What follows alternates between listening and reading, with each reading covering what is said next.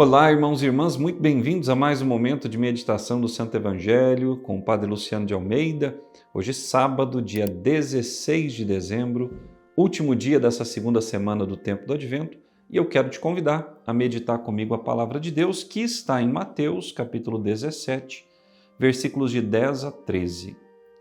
Ao descerem do monte, os discípulos perguntaram a Jesus: por que os mestres da lei dizem que Elias deve vir primeiro? Jesus respondeu: Elias vem e colocará tudo em ordem.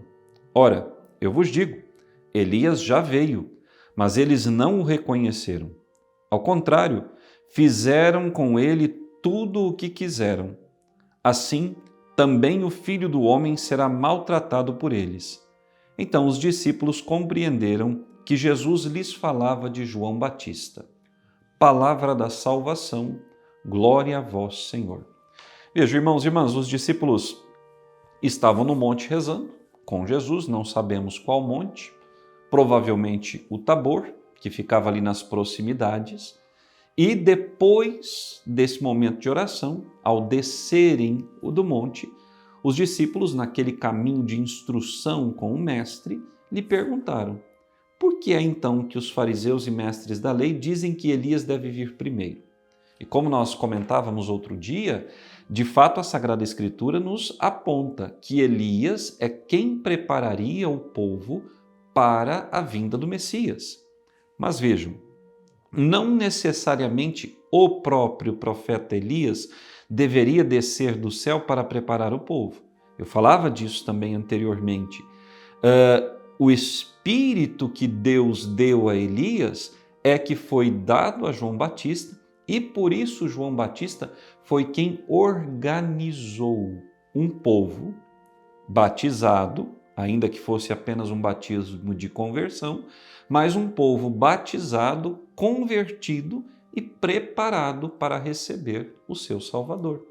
E é por isso que André, que estava nas margens do Jordão, no dia em que Jesus foi batizado por João Batista, é por isso que André reconheceu o Messias Jesus, porque ele havia feito um caminho de penitência e conversão junto a João Batista, havia recebido o batismo de João e então estava aberto, com o coração em sintonia com o coração de Deus, para reconhecer o Messias. E é por isso que ele volta a Cafarnaum com toda a alegria do mundo e diz a Pedro, seu irmão: encontramos o Messias. Irmão, irmã caríssimo, eu e você, nós já nos percebemos nesse mesmo espírito de André? Nós já nos percebemos repletos da graça de Deus, capazes de enxergar todo o plano de Deus para a nossa vida? Porque marcados com o Espírito de Deus, todos nós fomos, porque fomos batizados.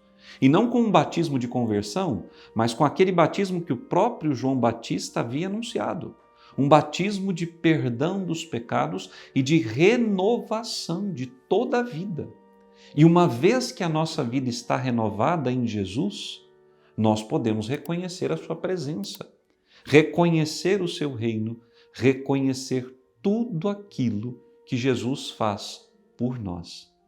Hoje, nesse sábado, vésperas de nós iniciarmos a terceira semana do tempo do Advento, eu quero te perguntar: você já se dispôs a fazer um trabalho interior, tirando da sua alma as vendas que te impedem de enxergar Jesus? Jesus diz que João foi rejeitado, ou seja, Elias, que veio aplainar os caminhos, endireitar as veredas, foi rejeitado. E que ele mesmo, Jesus, também seria rejeitado e maltratado pelos seus. Você que caminha comigo hoje, você que comigo percebe a graça de Deus agindo, você também reconhece os muitos profetas que Deus tem colocado na sua história para te trazer até Ele, para te mostrar o caminho da salvação?